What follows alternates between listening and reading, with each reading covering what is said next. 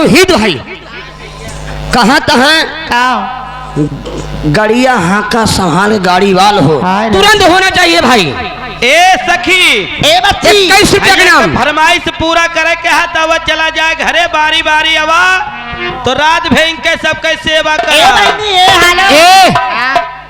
के करे बारे में लेबू तोहरे बाप के अरे दादा के सुन लिया।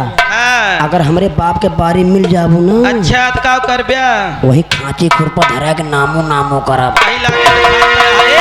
सखी हाँ कुछ कहते हुए चलो सके। लेकिन कैसे कैसे? अरे सखी बारी से क्या बताई बच्ची। अरे सखी बारी से गगनवा से पानी झुलनिया से हेलो आगे अभी जो हमने नाम बोला था आशीष यादव पूरे दीवान के रहने वाले। अच्छा ये देखिए 100 की नोट से 21 रुपया का पुरस्कार। कोई बढ़िया भोजपुरी गाना सैया गाड़ी वाल हो। सखी बारी से सखी बारी से गगनवा से पानी झुलनिया से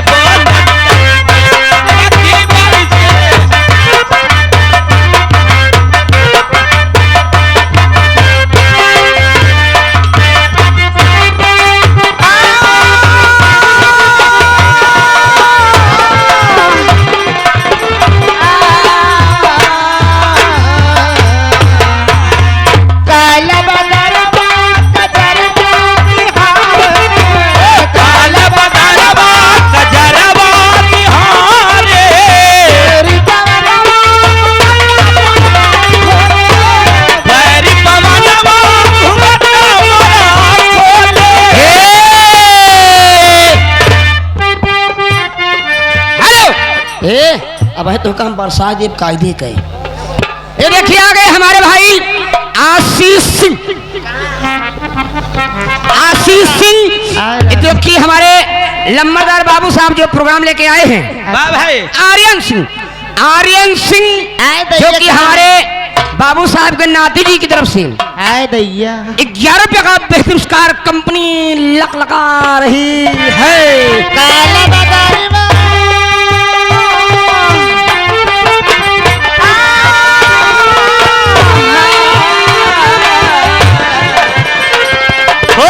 काला बदरवा गजरवा निहारे काला बदरवा ओ भैरी पवनवा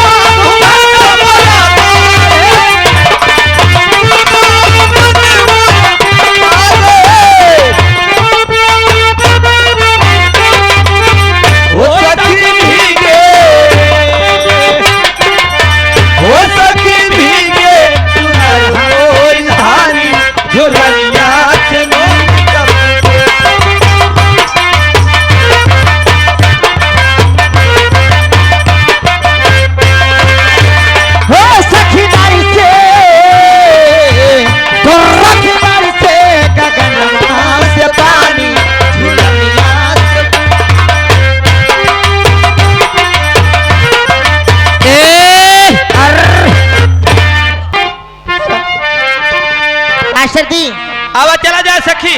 लेकिन कैसे क्या कहना है? अरे बलमा गाड़ी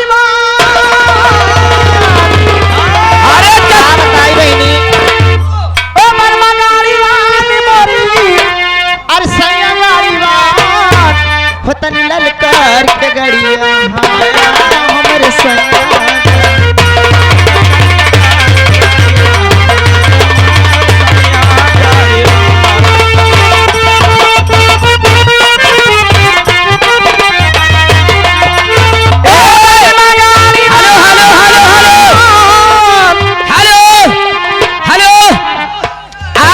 यहाँ का मोरे सैया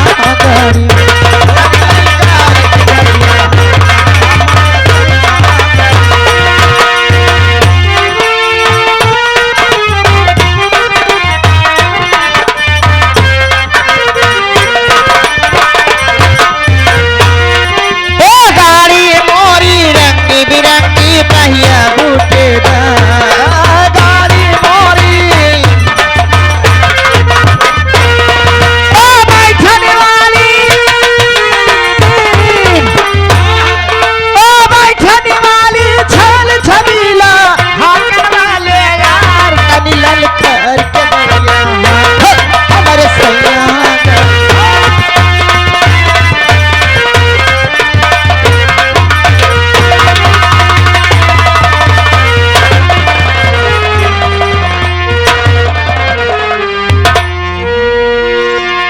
आगे बाबू आर्यन सिंह। बाबू आर्यन सिंह हरी ख्याल करबू तब एक फायदे में रहबू नहीं घाटा में रहबू। ये 10 रुपये के नाम पार्टी हार्दिक स्वागत धन्यवाद। हमारा ये बता हरामजादे, मेरी सब दीदी चली गई, मुझे उठा कर क्यों पटक दिया रे? काहे का मारे है रे? कहाँ तो कम मारी ने हम? कहो भैया मारी सुनाए हम कहीं मारी सुना एको दाम देख लिया ये सब झूठ न बोलिया। अयोध्या पंडवा है सब बैठे, झूठ बोल कहाँ है? झूठ न बोली है। ये जानती है अपनी अपनी माँ के दूध पे हम झूठ न बोली। अब तू के पे यहाँ? हम छगड़ी पे ही। ये बता मुझे यहाँ पर क्यों रोक लिया रे? आज होए क्या रे?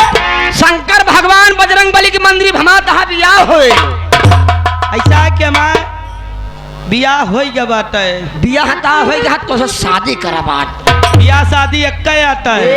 एक कन्या माँ अच्छा बियाह में होत जानती हाँ का हो रात ना मनाए पाते। अच्छा शादी होत ना 3 दिन मेहरा रोका थे, 3 दिन में तोरी डरा रोका हम।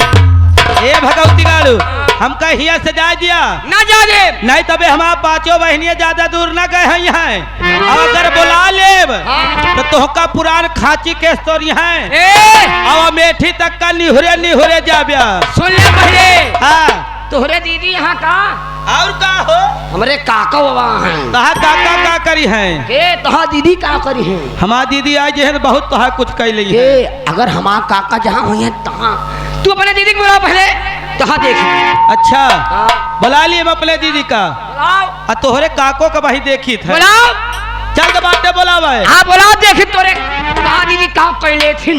दीदी हो ए दीदी अरे दीदी अरे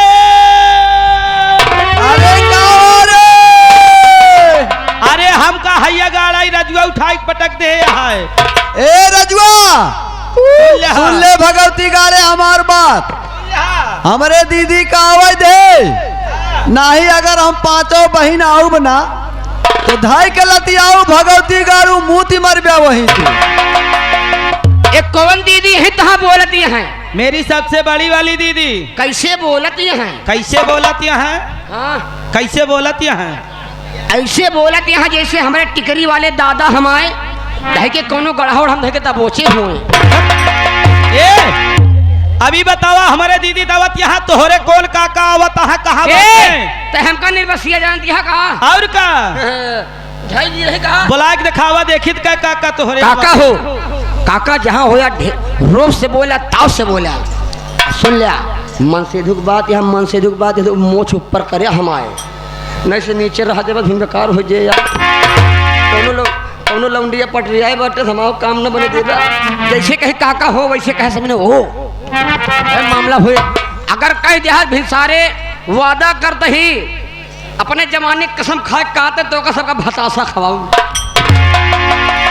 चलते है बोला वे काका हो जहाँ हो या रोज से बोला ताव से बोला। चलते है बोला वे काका हो क्या हो। ढेर जने कहे बोलता है यार, ढेर जने न बोला हो। इतना तोरे काका हैं? ये सब कहा काका है? अच्छा असली काका ना है। हाँ ये गोहन लगुआ काका है। असली काका तोहरे कब बोली है? अब बोली है।